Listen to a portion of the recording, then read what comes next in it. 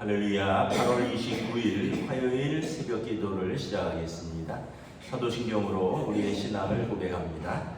나는 전능하신 아버지 하나님 천지의 창조주를 믿습니다.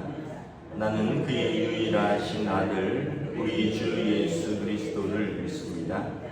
그는 성령으로 잉태되어 동정녀 마리아에게서 나시고 본디오 빌라도에게 고난을 받아 십자가에 못 박혀 죽으시고 장사된 지 사흘 만에 죽은 자 가운데서 다시 살아나셨으며 하늘에 오르시어 전능하신 아버지 하나님 우편에 앉아 계시다가 거기로부터 살아있는 자와 죽은 자를 심판하러 오십니다. 나는 성령을 믿으며 거룩한 공교회와 성도의 교제와 죄를 용서받는 것과 몸의 부활과 영생을 믿습니다. 아멘. 찬송가 325장 찬양하시겠습니다. 찬송가 325장입니다.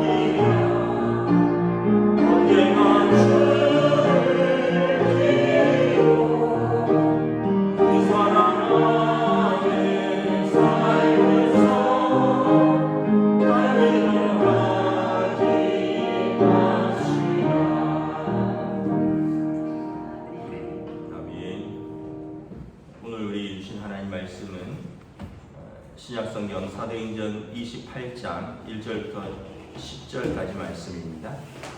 사도행전 28장 1절부터 10절까지 말씀입니다. 다 찾으신 줄 알고 저와 여러분들이 한 절씩 교도하겠습니다. 우리가 구조된 후에 안즉 그 성은 멜리데라 하더라. 비가 오고 날이 참에 원주민들이 우리에게 특별한 동정을 하여 불을 피워 우리를 다 영접하더라. 바울이 나무 한 묶음을 거두어 불에 넣으니 뜨거움으로 말미암아 독사가 나와 그 손을 물고 있는지라. 원주민들이 이 짐승이 그 손에 매달려 있음을 보고 서로 말하되 진실로 이 사람은 살인한 자로다. 바다에서는 구조를 받았으나 공의가 그를 살지 못하게 함이로다 하니 바울이 그 짐승을 불에 떨어버리며 조금도 상함이 없느니라. 그들은 그가 붙든지 혹은 갑자기 쓰러져 죽을 줄로 기다렸다가 오래 기다려도 그에게 아무 이상이 없음을 보고 돌이켜 생각하여 말하되 그를 신이라 하더라. 이 섬에서 가장 높은 사람 보블리오라 하는 이가 그 근처에 토지가 있는지라.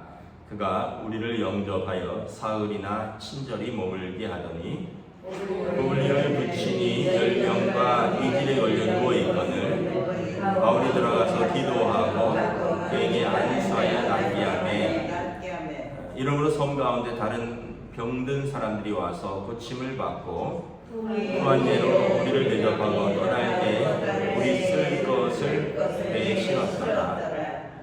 아멘. 할렐루야. 네, 오늘 또 새날을 주셨습니다. 하나님께서 은혜와 평강 주시기를 축복합니다. 예, 오늘 말씀에 이제 어제 이제 배가 풍랑으로 파선하여서 이 43절부터 44절에 헤엄칠 줄 아는 사람은 배가 다 깨져서 헤엄쳐서 섬으로 가고 또 수영이 약한 사람들은 널조각 같은 거 또 배 물에 뜰 수 있는 물건을 의지해서 이렇게 떠 있다가 사람들이 구조해서 다 이제 이제 섬에 상륙하게 되죠. 그 바울의 말처럼 재물과 배는 손상이 있었지만 276명 한 사람도 생명에는 손상을 입지 않고 다 구원을 얻게 되었습니다. 그래서 이제 바울의 말이 힘을 얻게 되었고 바울이 말씀한 대로 여러분들이 안심하라. 나는 내게로 말씀하신 그대로 되리라고 한 하나님을 믿노라. 그래서 아마 뭐 백부장도 그렇고 또 선장, 선주 많은 사람들이 마음속으로 하나님이 어떤 분인가에 대한 두려움과 또 의문 그리고 아마 그들 중에 믿는 사람들이 생겼을 것입니다. 28장 1절에 그 섬에 도착했는데 그 섬은 이름이 멜리데라고 하는 섬입니다. 오늘날 몰타 공화국입니다. 이제 뭐 섬에 도착을 하니까 섬 사람들은 원주민들인데 이 원주민이란 얘기는 뭐냐면 그 외부와 교류가 없어서 이 헬라어를 못하고 또 어떤 헬라 문명이라든가 이제 2000년 전에 그 사람들이 볼 때 더 이제 원시적인 사람들이죠. 헬라어로 이제 바바리안이라는 뜻인데 딱 보면 뭐 옷이라든가 생활이라든가 이런 것들이 좀 덜 문명적인 거죠. 뭐 여러분 우리가 전 가보지는 못했지만 TV 같은데 보면 뭐 브라질에 가면 아직도 그 브라질 산속 깊은 곳에 보면 뭐 나뭇가지 같은 걸로 이제 뭐 옷의 중요한 부분만 가리고 아직도 옛날 방식으로 뭐 불을 지피고 뭐 그렇게 사는 분들이 계시잖아요. 아마 그랬던 것 같습니다. 로마 시민들이 볼 때 이 사람들은 원주민들이다. 생활이나 이런 방식, 또 문화라든가 언어라든가 헬라의 또 그런 발달된 문화나 로마의 문화를 전혀 접하지 못한 사람들이라는 거죠. 이 사람들이 이제 뭐 쉽게 얘기하면 좀 세련된 옷을 입고 세련된 사람들이 이제 파선에서 왔는데 이 사람들이 어떤 사람들인가 이렇게 지켜보고 있는데 이제 춥고 그러니까 불을 피웠어요. 3절에 보면 사도 바울도 나무 한 묶음을 거두어서 불에 넣었는데 나무가 이제 불에 뜨거우니까 그 나무 속에 독사가 한 마리 있었는데 독사가 이제 뜨거우니까 나무를 묶은 그것을 넣는 사도 바울의 손을 물고 있다라는 거죠. 여러분 뭐 상상만 해도 끔찍하죠. 독사가 손을 물고 있으니 뭐 이 4절에 보면 원주민들이 이 독사에 대해서 잘 알겠죠. 야, 저거에 물리면 이제 바로 죽는다. 그래서 4절에 원주민들이 서로 이렇게 말합니다. 야, 이 사람은 살인자인가 보다. 바다에서는 어떻게 살았는데, 이제 이 사람들도 무속 신앙이 있겠죠. 하늘의 공의가 이 사람을 살려두지는 않는구나. 바다에서 살아도 독사에 물렸으니 이 사람은 아마 나쁜 사람일 것이다. 갑자기 이제 독이 올라서 부어서 죽을 것이다 하고 어떻게 되는지 기다렸는데 아무 이상도 없다라는 거죠. 참 뭐 이건 어떻게 설명을 할 수 없는 건데, 이제 바울에게는 소명이 있죠. 하나님께서 너가 로마 가이사 앞에, 황제 앞에 서야 할 것이다 라고 말씀을 하셨죠. 황제 앞에서 복음을 증거하고 로마에서 복음을 증거하기까지는 죽지 않는다라는 것입니다. 사람들이 이제 그 멜리데 섬의 원주민들이 독사에 물렸는데도 안 죽으니까 야, 이 사람은 신인가 보다. 뭐 원주민들이니까 아마 또 여러 신들을 섬겼을 거예요. 독사에 물려도 죽지 않으니까 독을 다스리거나 독사를 다스리는 신인가 보다. 또 이렇게 생각을 하고 있는데 7절에 보면 이 섬에 보블리오라 하는 이가 있는데 가장 높은 사람이다. 추장이었던 거죠. 보블리오가 바울을 특별히 따로 모셨던 것 같아요. 왜냐하면 신이라고 생각했으니까. 그래서 자기 집으로 모셔서 사흘 동안이나 친절히 몸을 대하면서 접대를 하는데 그 집에 보블리오의 부친이 열병과 이질에 걸려서 누워 있습니다. 여러분 지금도 이렇게 뭐 정글 깊숙이 들어가면 평균 연령이 50이 안 됩니다. 그분들이 현대 의학이라든가 또 어떤 생활 방식이 좀 비위생적이고 또 의료 혜택을 받지 못해서 지금도 이렇게 그렇게 평균 수명이 60이 안 되는 분들이 많아요. 그러니까 그 옛날에는 어쨌습니까? 열병과 이질에 걸려 누워 있는데 바울이 들어가서 그 기도하고 안수하니까 나았다라는 거죠. 그러면서 이제 섬에 있는 모든 병자들이 이제 줄줄이 와서 바울에게 기도하고 안수받고 낫고 그러면서 이제 그 섬에 있는 사람들이 예수를 믿게 되었습니다. 그리고 떠날 때 후히 대접하고 이제 로마로까지 가는 그 필요한 물건들을 식량들을 배에 가득 실어 주었다. 이런 내용인데 이제 결과적으로 여러분 이 몰타 공화국은 지금 인구가 한 55만 조금 안 되는데 98%가 기독교입니다. 그러니까 여러분 우리로 말하면 서울에 2개 구 정도 되는 거죠. 그런데 그 섬의 98%가 기독교입니다. 근데 여러분 생각해 보세요. 2000년이 되었습니다. 2000년. 그 사람들이 계속 쌓이는 거예요. 이제 그날 이후로 그들이 예수님을 영접하고 그들이 하나님의 자녀들이 된 것입니다. 사도 바울의 그 섬에 어떻게 보면 구조되었고 그 섬에서 독사에 물린 사건이 있었고 추장 보블리오의 아버지가 이제 기도와 안수를 받고 병이 났고 그리고 그 사람들이 예수 이름으로 기도하고 병이 나오면서 그 섬 전체가 집단 개종을 하게 되었습니다. 그 섬 전체가 하나님을 섬기게 된 것이죠. 그리고 2000년 동안 여러분 얼마나 많은 사람들이 예수님을 믿게 되었을까? 그날부터입니다. 이날부터 지금까지 그 섬은 98%가 기독교인 거죠. 그 인터넷으로 몰타 공화국 홈페이지 쳐보면 사도 바울 상륙교회가 있습니다. 사도 바울이 이제 글로 표류했더라는 세인트 폴스 처치에 가고 사도 바울이 이제 그쪽으로 이제 표류해서 구조되었던 그 교회도 있고 아마 여러 교회들이 곳곳이 이제 있는 거죠. 그러고 보면 참 하나님의 역사가 놀랍다. 어떤 면에서 보면 우리의 풍랑과 우리의 파선이 더 많은 사람들의 생명과 구원을 위해서도 쓰임을 받는구나. 또 어떤 면에서 보면 좀 불행한 거죠. 아니 그 배가 역풍을 맞아서 풍랑에 휩쓸려서 우리는 파선했는데 결과적으로 수많은 사람들이 2000년 동안 뭐 수천만 명의 사람들 아니겠어요? 이 사람들이 하나님의 백성이 되었구나. 그러니까 우리가 항상 우리 관점으로만 생각을 하죠. 아이, 내가 힘들다. 내가 어려움을 겪었다. 내가 예상대로 로마에 가는 일정이 꼬여버렸다.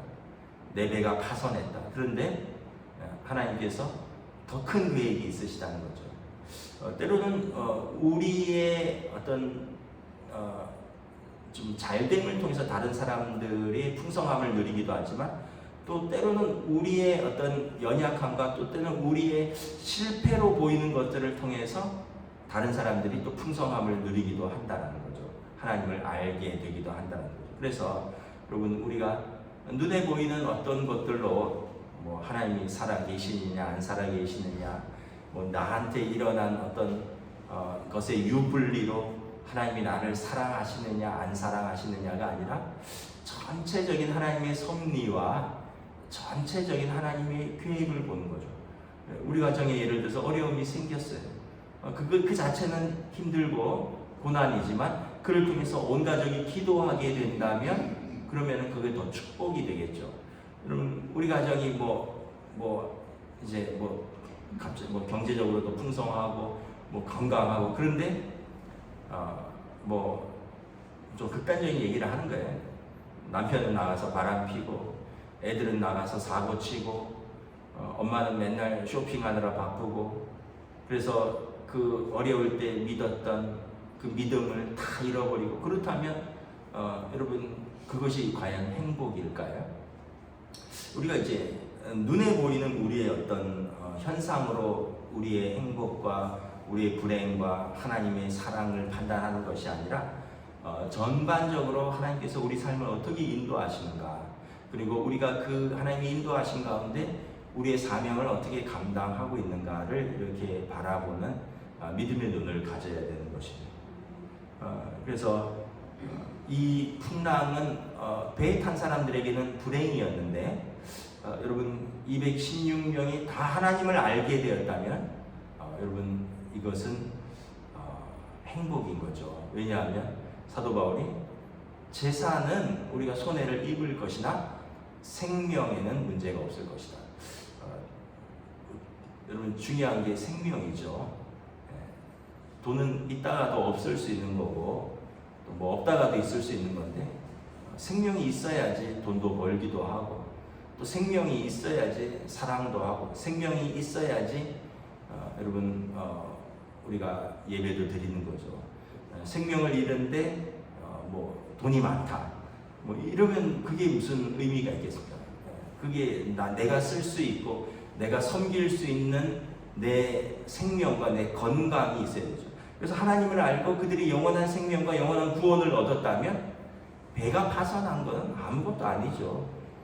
다시 가서 일하고 다시 가서 또 새롭게 출발하면 되는 거죠. 중요한 것은 이 사람들이 이 일로 통해서 하나님께 돌아오게 되었다는 거죠. 배에 탄 216명 전부와 아마도 이 몰타 공화국의 수많은 사람들 그리고 그들이 하나님의 자녀가 되는 놀라운 역사가 있게 되는 것입니다. 그래서 여러분 먼저는 우리가 하나님의 자녀됨을 감사하시길 축복합니다. 사람들이 감사할 게 뭐가 있냐 이렇게 생각을 할 수도 있어요. 그렇게 감사할 게 있냐? 여러분 우리가 이렇게 건강해서 이렇게 예배 드릴 수 있음도 감사하고요.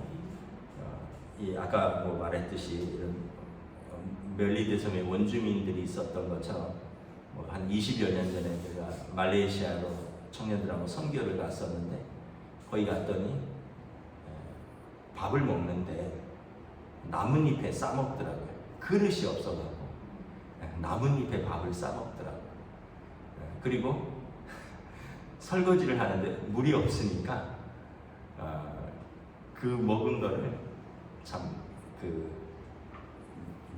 이렇게 다라에다가 물을 받아갖고 3번 헹구는데 그걸 보니까 참 그 숟가락으로 밥을 못 먹겠더라고요. 첫 번째 촉을 헹구고, 두 번째 헹구고, 세 번째 헹궜는데 세 번째도 그릇에 뭐가 둥둥둥둥 떠 있으니까 그거를 수십 명이 거기를 씻으니까 이러니까 이질이 걸리겠구나. 비가 오니까 사람들이 다 어디 나가는 줄 아세요? 샤워하러 나가는 거예요. 계곡에. 그러니까 뭐 20년 전, 지금은 좀 많이 나아졌을 건데 20년 전에도 그랬어요.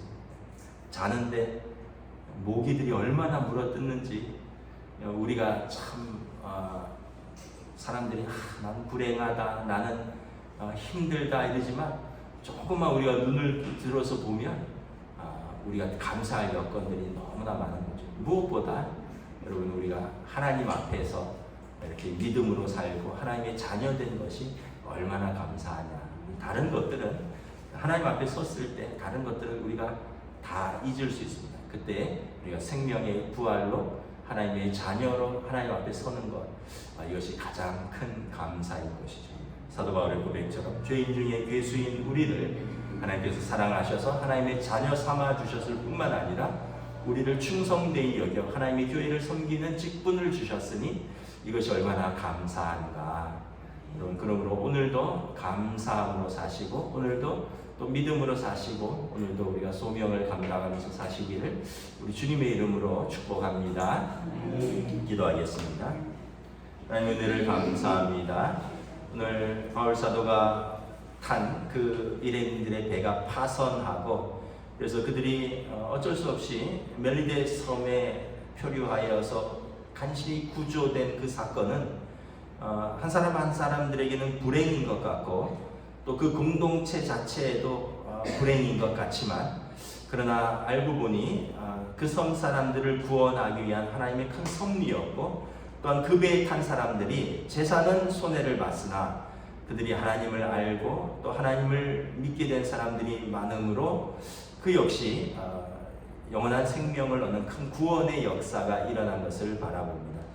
하나님의 계획은 우리의 계획보다 넓고 크고 높고 깊어서 우리가 다 알 수 없지만 하나님께서 우리를 사랑하시고 우리를 죄에서 구원하시고 우리를 하나님의 자녀 삼으시는 그 놀라운 하나님의 사랑과 섭리에 우리가 늘 감사하며 또 순종으로 우리의 사명의 길을 오늘도 믿음으로 살아갈 수 있도록 감사와 찬송으로 살아갈 수 있도록 오늘도 성령님 인도하여 주시옵소서. 감사를 드리오며 우리 주 예수 그리스도 이름으로 기도드리옵나이다. 아멘. 하늘에 계신 우리 아버지, 아버지의 이름을 거룩하게 하시며 아버지의 나라가 오게 하시며 아버지의 뜻이 하늘에서와 같이 땅에서도 이루어지게 하소서. 오늘 우리에게 용할 양식을 주시고 우리가 우리에게 잘못한 사람을 용서하여 준 것 같이 우리 죄를 용서하여 주시고 우리를 시험에 빠지지 않게 하시고 악에서 구하소서. 나라와 권능과 영광이 영원히 아버지의 것입니다. 아멘.